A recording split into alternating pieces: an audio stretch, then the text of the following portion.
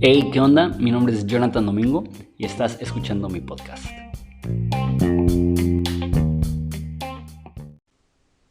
Hey, ¿qué onda? Estás escuchando la primera parte de una serie titulada El cielo, el infierno y todo lo que está en medio.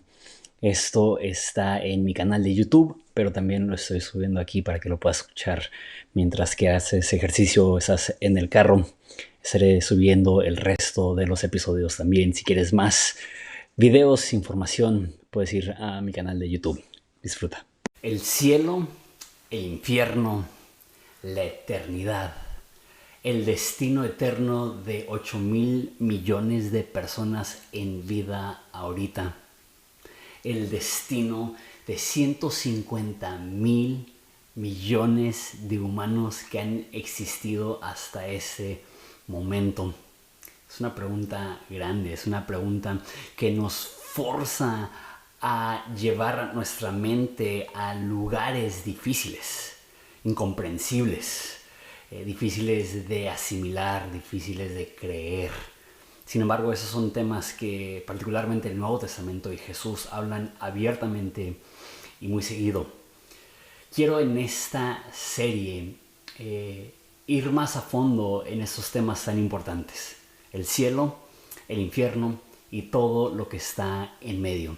¿Qué habla la Biblia acerca de la eternidad? ¿Será que nuestro entendimiento del cielo y del infierno está más formado por cultura griega, que es la madre de la cultura occidente?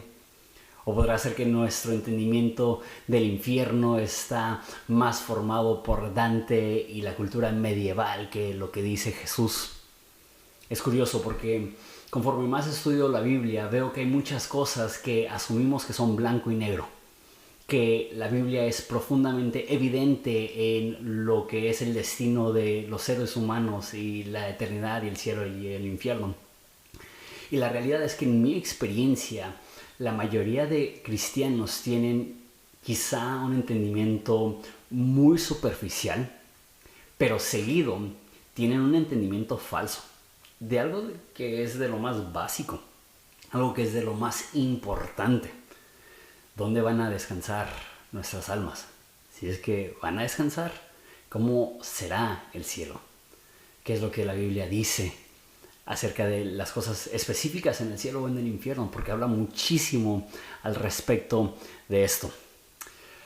Cuando hablamos de la eternidad, es un tema emocionalmente cargadísimo.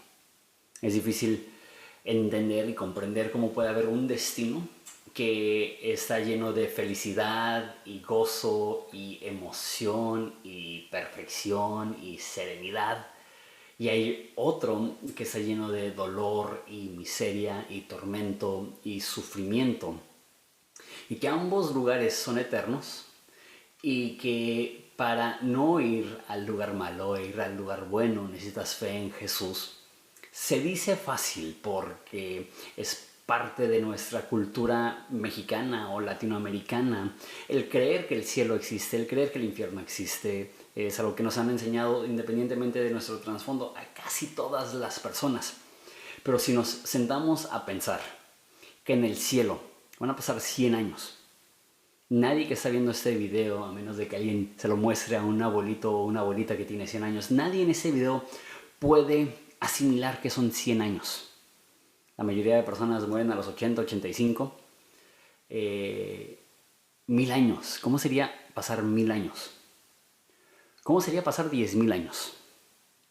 Eso es desde el inicio de las culturas de los pueblos más antiguos que tienen un registro histórico. 10,000 años. ¿Cómo sería pasar 10,000 años sin morir, sin envejecer, y que fuera simplemente en comparación de toda la eternidad lo mismo que una milésima de un segundo? Que 10,000 años es nada más una parte, y después 100,000 y después 1,000,000 de años. Estaba escuchando una persona hablando de finanzas y de la diferencia entre un millón de segundos y 1.000 millones de segundos, porque lo decimos y no suena tan diferente, pero 1 millón de segundos, y no tengo el dato, no lo escribí, es algo como 7 días. 1.000 millones de segundos son 32 años. De días a años. Esa es la diferencia entre 1 millón y 1.000 millones. ¿Cuánto es la diferencia entre 80 años, que es lo que vive una persona normalmente, y 1 millón de años? ¿Y cómo tiene que ser el cielo para que después de 1 millón de años no estemos absolutamente hartos de todo? ¿Cómo puede ser eterno sin ser monótono? ¿Cómo puede ser eterno sin que sea fatigante? Te digo, es algo que es difícil de asimilar. Ahora, eso es un pensamiento bonito, un poco, como digo, difícil de asimilar, pero bonito. Pero ahora el infierno. ¿Alguna vez te has quemado? ¿Alguna vez te cayó una gota de aceite cuando estabas friendo tus empanadas y te cayó en la mano y gritaste y brincaste? ¿Alguna vez pusiste tu mano sobre un comal caliente? En medio segundo sentimos un dolor que nos hace gritar. ¿Cómo sería sentir esa sensación? No por un medio segundo, sino por 10 minutos. No sé, aquellas personas que fueron quemadas vivas en la antigüedad, que fueron linchadas, no sé cuánto tiempo tardaban en morir. Me imagino que con el humo y con el dolor se desmayaban bastante rápido. ¿Qué será? Una vez que las llamas estaban grandes, 4 minutos. ¿Qué pasaría si se pudiera extender eso a 1 hora? Otra cosa que he escuchado, quién sabe qué tan cierto sea, que cuando te quemas, todos tus nervios tienen puntas en tu piel y es lo que te da sensación, pero cuando te quemas más allá de eso, se queman las puntas de esos nervios y algunas personas que tienen quemaduras de 3er grado pierden la sensación en esa parte del cuerpo. Pero ¿qué pasaría si tienes un cuerpo que puede estar agonizando en llamas sin morir, sin desgastarse? Que tengas la capacidad de estar en llamas por 10 minutos y que se sienta igual de terrible que las quemaduras de 1 segundo. Estamos hablando de 10 minutos. Agrégale los tormentos de los demonios. ¿Cómo sería 1 hora de eso? ¿Cómo serían 2 horas? ¿Cómo sería 1 año? Y nada más decirlo me hace sudar frío. 10.000 años, 1 millón de años. Y surge la pregunta, que es más común entre no cristianos, pero sé que también todos los cristianos lo hemos hecho en algún momento, pero a los cristianos no nos gusta pensar en esto. ¿Cómo puede un Dios, que la Biblia dice que es un Dios de amor, permitir que eso exista? ¿Hay alguna alternativa? Esas preguntas son densas. Como digo, esto es emocionalmente cargado. Esto es emocionalmente desgastante, simplemente ponerme a escribir estas cosas. Pero creo que es un ejercicio importantísimo.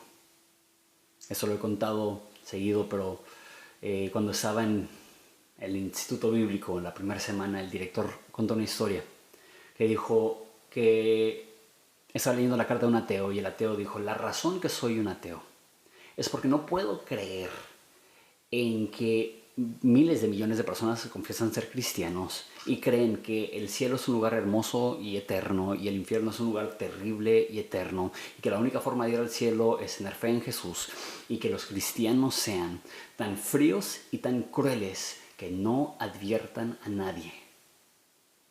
Cuando realmente consideras las implicaciones del cielo, del infierno, del destino de los humanos, eso debe de provocar una urgencia por amar a Dios, obedecer a Dios porque más personas puedan conocer el amor y el perdón de Jesús. Tengo mucho que quiero decir, pero empecemos ya a desglosar un poco qué es lo que vamos a estar haciendo. No tengo cronómetro, no sé cuánto tiempo llevo ya, pero te darás cuenta que al ritmo que voy no estamos avanzando muy rápido. La mayoría de videos en este canal eran de 5 a 10 minutos y voy a seguir creando contenido corto porque creo que es bueno tener contenido que se puede escuchar rápido, aparte del contenido más largo. Pero en esta serie, el cielo, el infierno y todo lo que está en medio, van a ser videos un poco más largos. Estoy calculando 30-35 minutos para cada video. Entonces, nada más para que estés enterado que este contenido va a ser un poco más largo, va a ser un poco más profundo, va a estar mucho mejor preparado porque realmente quiero que sea contenido que valga la pena, que te rete. Entonces, empecemos con el cielo, ¿va? Hay mínimo 3 etapas del cielo. Te explico lo que quiero decir. Y digo mínimo porque quizás sean 4 dependiendo de tu postura del milenio. Hay 3 etapas. La primera etapa se puede llamar el paraíso. Esto es el destino temporal de las personas que mueren entre Adán y la resurrección de Jesús. Nos vamos a enfocar prácticamente todo ese video en desglosar la primera etapa del cielo. La segunda etapa es la etapa actual, que es desde que Jesús resucita hasta que Jesús regresa. Así es el cielo ahorita, es diferente al cielo antes de la resurrección. Lo voy a explicar a fondo. Y es diferente al destino eterno. El cielo como es ahorita no es el destino final. El cielo una vez más va a tener una alteración absoluta cuando Jesús regrese. Eso se conoce como la Nueva Jerusalén. Entonces las 3 etapas del cielo es el paraíso, es el cielo actual y la Nueva Jerusalén.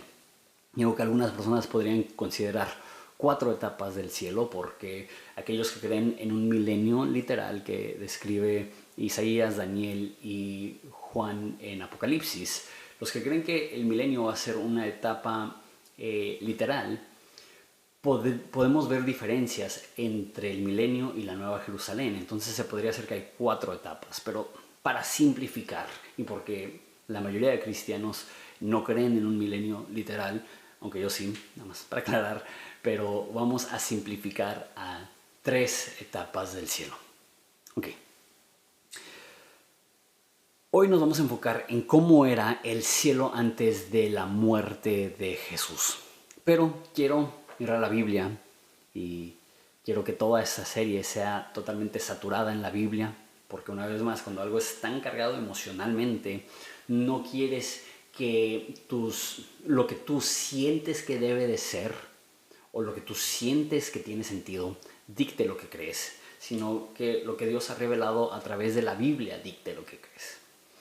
Entonces, me voy a enfocar mucho en lo que dice la Biblia. Y curiosamente, esto es importante, en el Antiguo Testamento no hay ninguna mención de ir al cielo. Qué fuerte, ¿no? La gran mayoría de personas creen que esa es la parte más importante del cristianismo, es morir e ir al cielo. Cuando alguien predica es, ¿quieres ir al cielo cuando mueras? En el Antiguo Testamento esa frase e inclusive esa idea no existía. ¿Cuál era la idea del Antiguo Testamento acerca de lo que pasaba después de la muerte? El cielo sí se menciona en el Antiguo Testamento como el lugar donde Dios mora, pero no se menciona como el destino de la gente después de morir.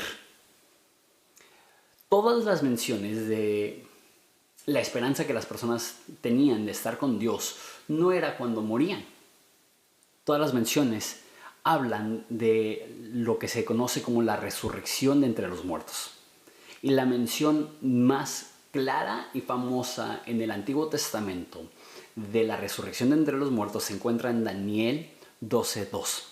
Todo lo que voy a leer es de la Nueva Biblia de las Américas. Acaba de salir, está fascinante y es una de las versiones más fieles al lenguaje original. Entonces por eso lo voy a usar para esta serie. Normalmente cuando predico utilizo la NTV, que es un poco más fácil de leer, pero para algo como esto, que importa mucho más la precisión de las palabras específicas, a diferencia de transmitir el corazón detrás del versículo, vamos a hacer una traducción un poco más precisa.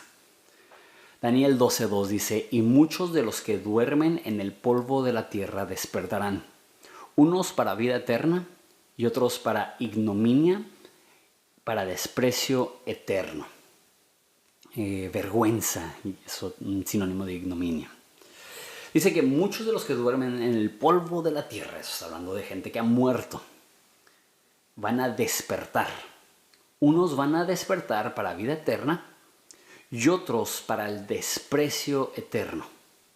Esa era la expectativa de los judíos, que un día iban a despertar de la tumba, y al despertar de la tumba es cuando iban a entrar a la vida eterna. Salmo 49, 14 y 15 dice: como ovejas son destinados para el Seol, la muerte los pastoreará. Los rectos los regirán por la mañana, su forma será para que el Seol la consuma, de modo que no tienen morada.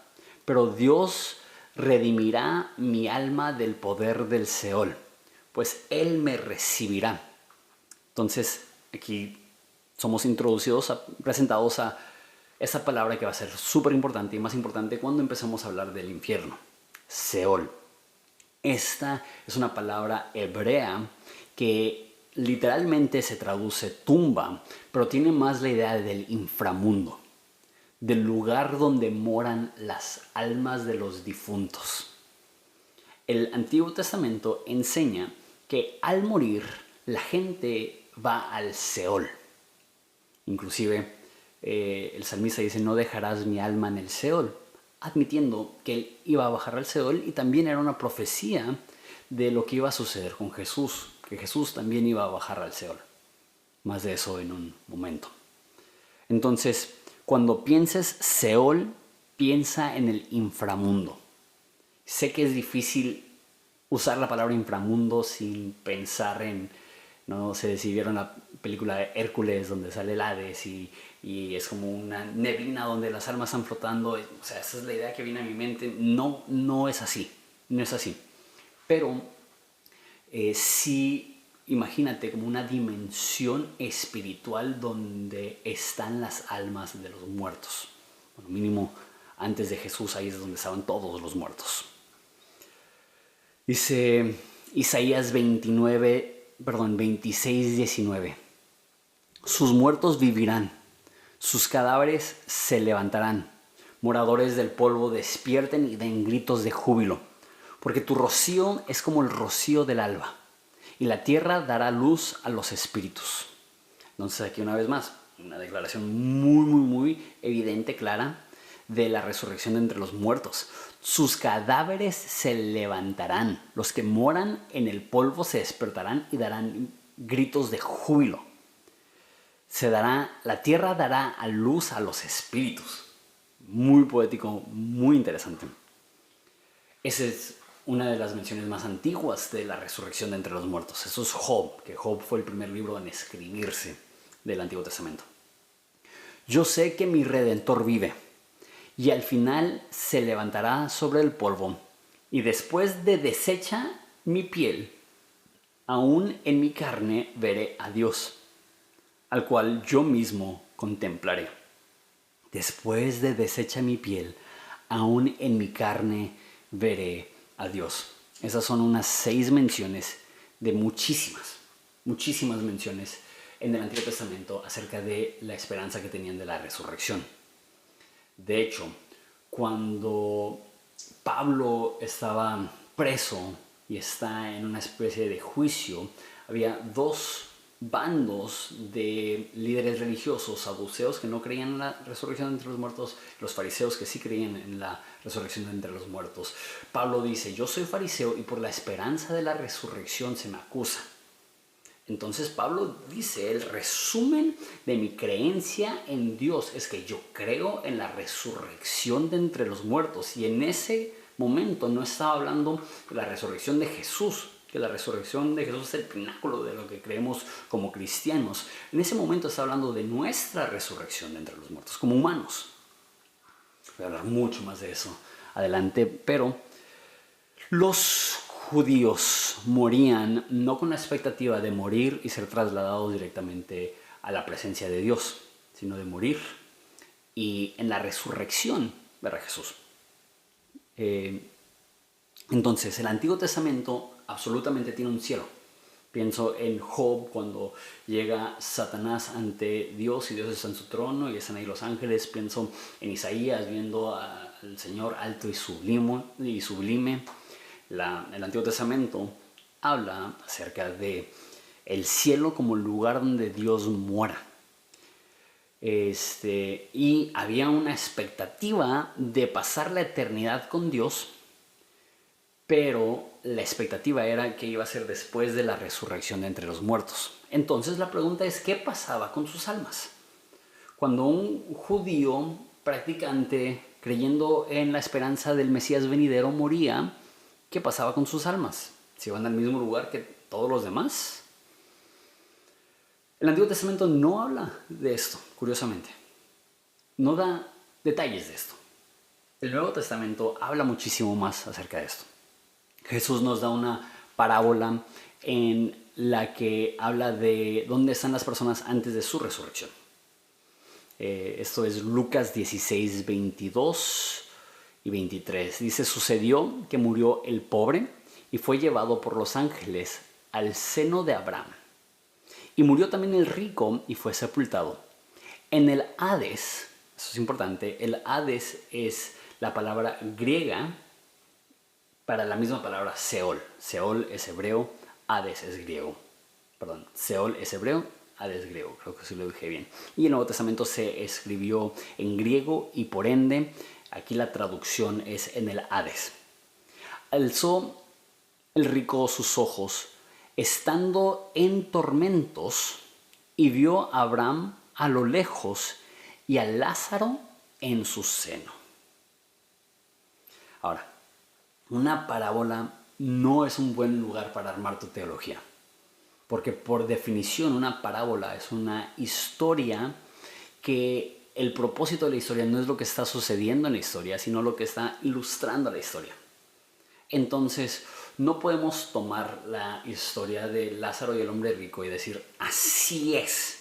Pero, en conjunto, esta parábola con otros pasajes que estamos a punto de ver nos ayuda a armar las piezas del rompecabezas para entender dónde estaban las personas antes de la resurrección de Jesús.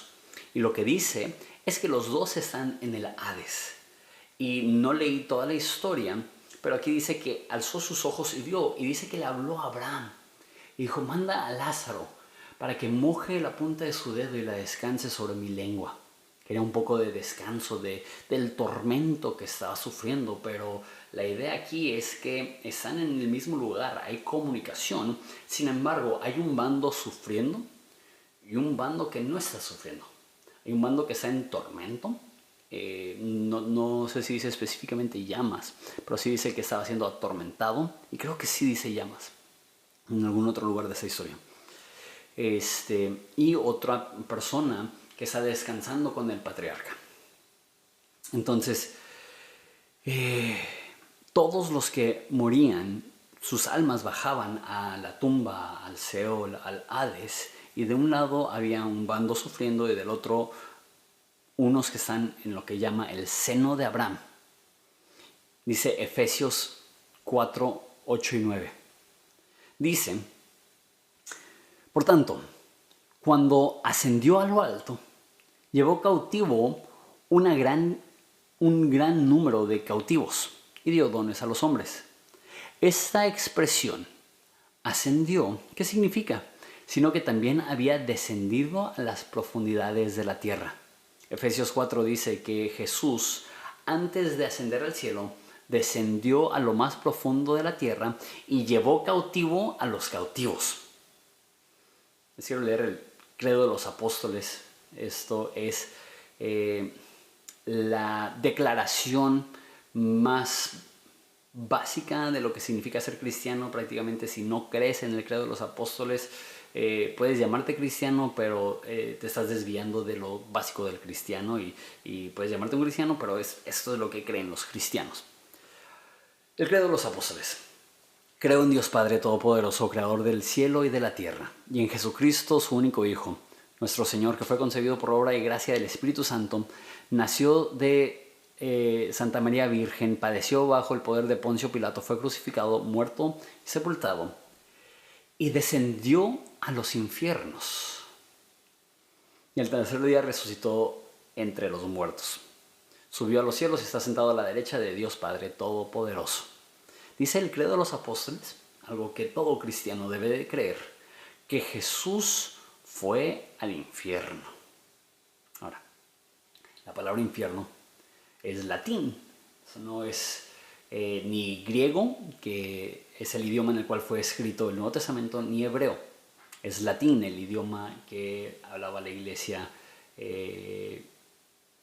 no la primera iglesia, porque la primera iglesia hablaba griego, pero como a los 150 años la mayoría de líderes cristianos hablaban más latín que griego.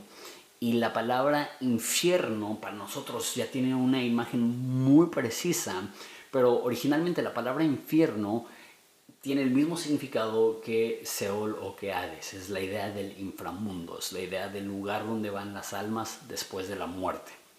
Velo así. Entonces, pareciera el Credo de los Apóstoles decir que Jesús bajó al infierno a continuar con su sufrimiento. Creo que eso es lo que yo creía la primera vez que escuché el Credo de los Apóstoles, que Jesús no únicamente sufrió en la cruz, sino que después de haber muerto había un sufrimiento adicional en el infierno. Pero la pregunta es, ¿qué pasó cuando murió Jesús? Dice Lucas 23, 43. Entonces Jesús le dijo: en verdad te digo, hoy estarás conmigo en el paraíso. Entonces, ¿cuál es? ¿Fue al paraíso? ¿Fue al Seol? ¿Fue al infierno?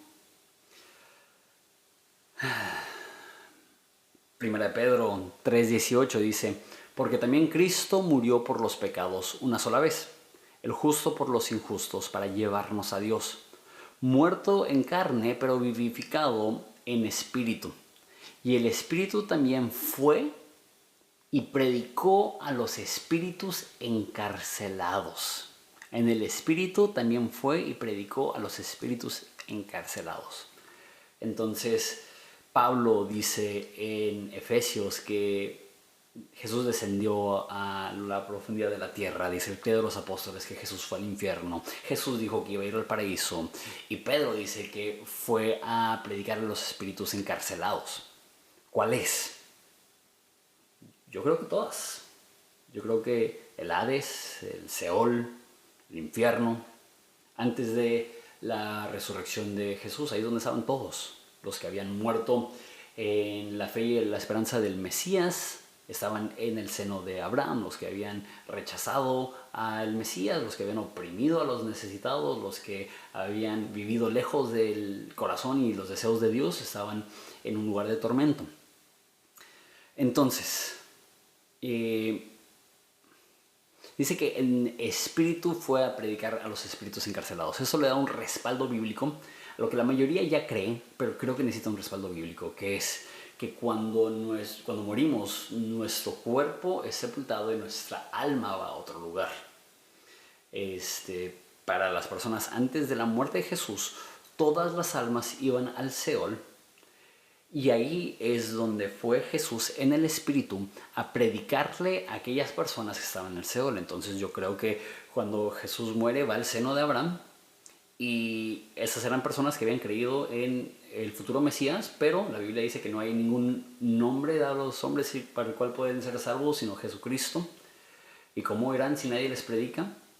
¿Cómo creerán si nadie les predica? Entonces, no es suficiente simplemente haber creído en la ley de Dios, sino que necesitaban creer específicamente en Jesús. Entonces llega Jesús y le predica a las personas post-mortem en el seno de Abraham y les dice: yo soy el Mesías, estaban esperándome a mí, yo soy el cumplimiento de todas sus esperanzas y todas las promesas acerca de la esperanza de Israel. Y en ese momento las personas creen, y en la resurrección de Jesús Él se los lleva, Él resucita con ellos.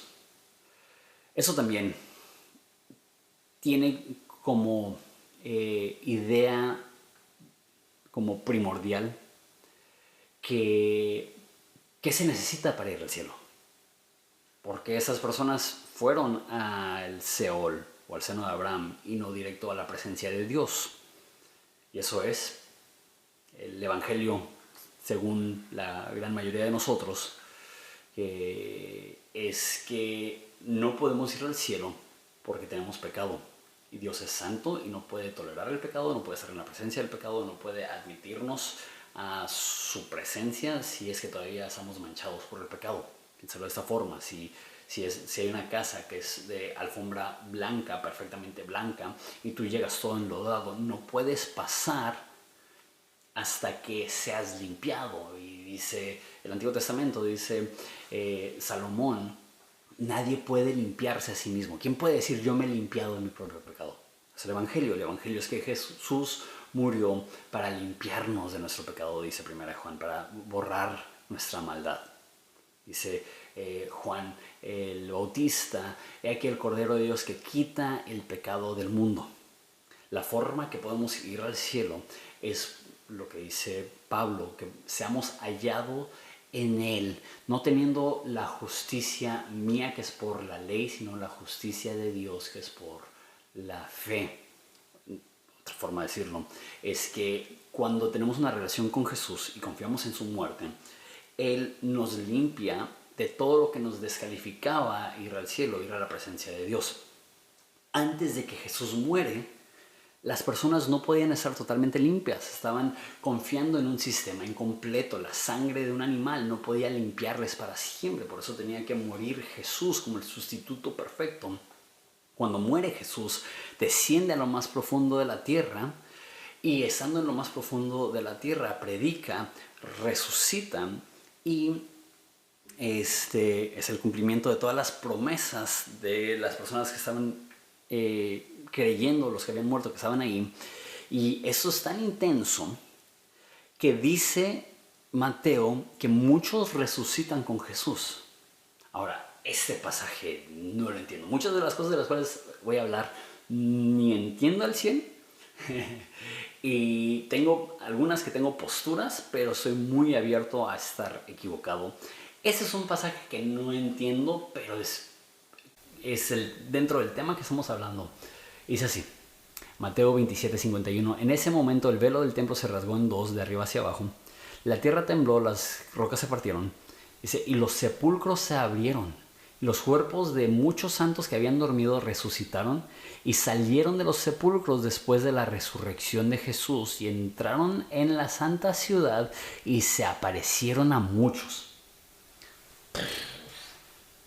Es un versículo que quizá no hayas escuchado.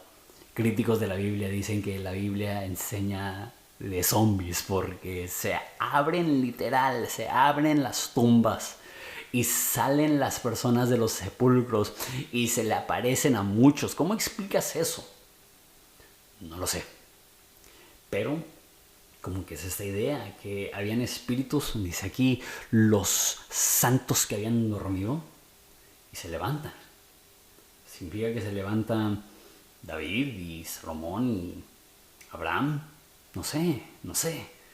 Pero definitivamente llevó cautivo a la cautividad. Llevó como esclavos de Jesús a los que eran esclavos del inframundo. Y creo yo que cuando ascienden ellos con él, o de alguna forma ahí es cuando tienen acceso al cielo. Porque veremos en el próximo video que ahorita el cielo está poblado, está pobladísimo, está inmensamente poblado. Entonces, ¿por qué en el Antiguo Testamento nadie puede ni siquiera acercarse ni en chiste a Dios y ahora el cielo está lleno? Por la muerte y resurrección de Jesús. Ahora, eso significa que cuando Jesús muere, dice Apocalipsis 1:18, eso es Jesús hablando con Juan el apóstol. Dice: yo soy el que vive y estuve muerto, pero ahora estoy vivo por los siglos de los siglos y tengo las llaves de la muerte y del Hades. Esta es esa palabra otra vez. ¿Qué significa eso? Lo que Jesús logró en su muerte y su resurrección fue abrir el Hades para salvación a todos los que creen en él. No solamente eso, lo vimos hace un segundo, el velo se rasga. ¿Qué significa esto? Que aquellos que no tenían ninguna razón por la cual poder ir al cielo o estar en presencia de Dios, pueden, por la muerte y el perdón de Jesús. Pero no solamente eso. El acceso al Padre no es algo únicamente que podemos disfrutar post-mortem. El velo se rompe, el lugar santísimo que albergaba la presencia de Dios mismo es abierto y pasa de que nadie puede acercarse a Dios a lo que nos dice Hebreos: acerquémonos pues confiadamente al trono de gracia. La muerte de Jesús, su resurrección, lo cambia todo. No solamente tenemos acceso post-mortem a Dios, tenemos acceso en vida a Dios. Dice Daniel que después de la resurrección van a resucitar la vida eterna. Pero Jesús dice: el que vive y cree en mí no morirá eternamente. Dice Jesús que de tal manera amó Dios el mundo que dio a su Hijo para que todo aquel que en él cree no se pierda. Vamos a hablar más de eso un poco más adelante, sino tenga vida eterna. Jesús no se espera a que mueras para inaugurar el acceso a la presencia de Dios. En el momento que entablas una relación con Jesús, se te abre el acceso a la presencia de Dios mismo. En ese caso, el cielo no es únicamente el retirar el pecado y el cuerpo del pecado de ti. El cielo es una continuación de algo que inició el momento que entablas una relación con Jesús. Y eso es: estás con el Padre, ahorita. Dice Efesios: hemos sido bendecidos con todas bendiciones espirituales en lugares celestes. Ahorita tienes acceso a Dios. Ahorita tienes acceso al Padre. Ahorita Él te escucha. Ahorita Él te ve. Ahorita Él te ama. Y en muerte, por la muerte y resurrección de Jesús, tienes acceso a Dios. Tienes acceso al Padre. Es importante, ya para terminar, que la resurrección de Jesús inaugura una nueva etapa en el cielo. Antes de la muerte y resurrección de Jesús, el cielo estaba poblado únicamente por ángeles y Jesús y el Dios, el Padre, el Espíritu Santo. Pero después de la resurrección de Jesús, el cielo se pobla también de cristianos, de gente que había confiado en Jesús. Y lo digo de esta forma: la resurrección de Jesús inaugura una segunda etapa del cielo. Eso es importante porque voy a enseñar algo en 2 videos, que es que en la segunda venida de Jesús, el cielo una vez más va a ser transformado. Y el cielo como está ahorita no va a estar así siempre.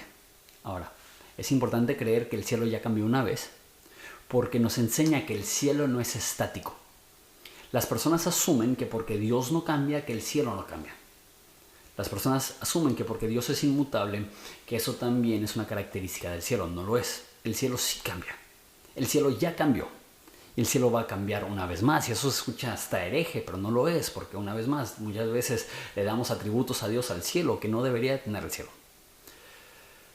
Y si podemos creer que una vez ya cambió, absolutamente cambió por la muerte de Jesús, podemos creer que en la segunda venida de Jesús va a cambiar una vez más. En la resurrección de nosotros de entre los muertos va a cambiar mucho, una vez más. Esa fue la primera etapa del cielo. Ahora, antes de terminar, sé que ya pegué el clímax cuando estaba diciendo que Jesús, su muerte y su resurrección nos da acceso al Padre. Eso es como lo más importante de ese primer video. Pero creo que es importante aclarar que hay algunas posturas alternas a lo que enseña.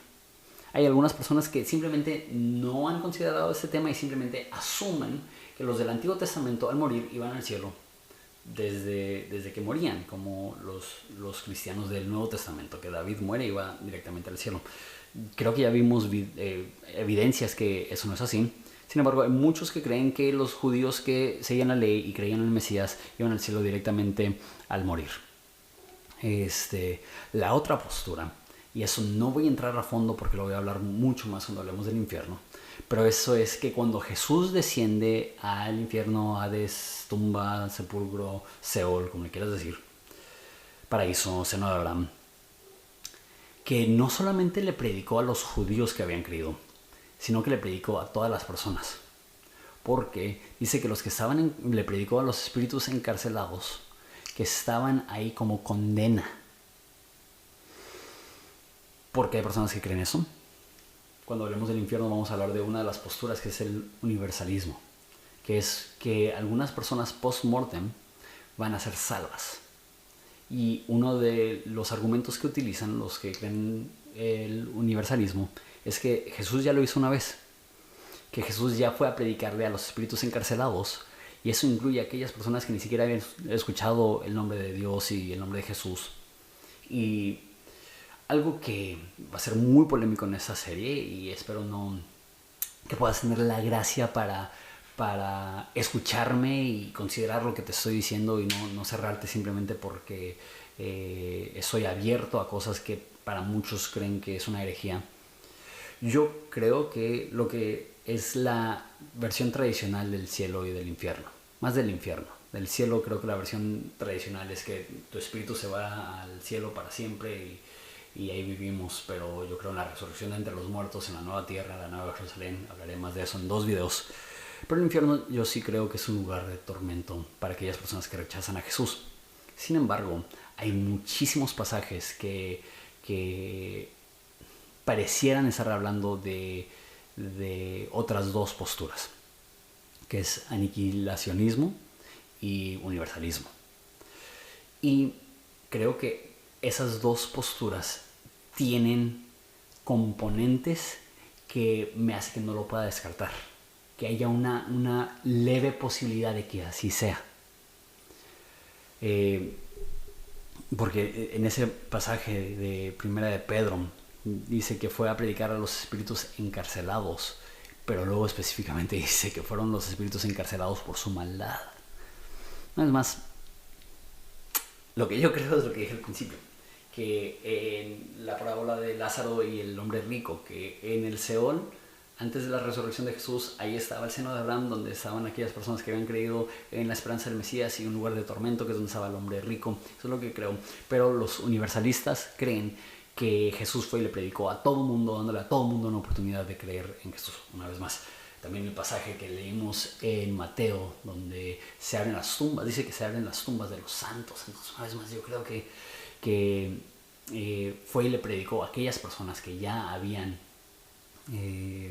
creído en el Mesías, pero pues existe esta pequeña posibilidad de que no. Y una vez más le da una postura interesante a aquellas personas que dicen que esa fue una oportunidad que Dios le dio a aquellas personas que no habían escuchado el nombre de Jesús, a poder responder a Jesús, a su predicación. ¿Es cierto? Lo dudo, pero el hecho que lo dude no significa que no haya una pequeña posibilidad de que sea así.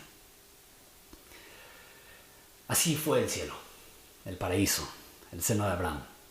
Ahora el cielo es el lugar donde Jesús reina, sentado a la diestra del Padre, con millares de santos adorándole a una voz. Eso es lo que veremos en el próximo video. Dios te bendiga.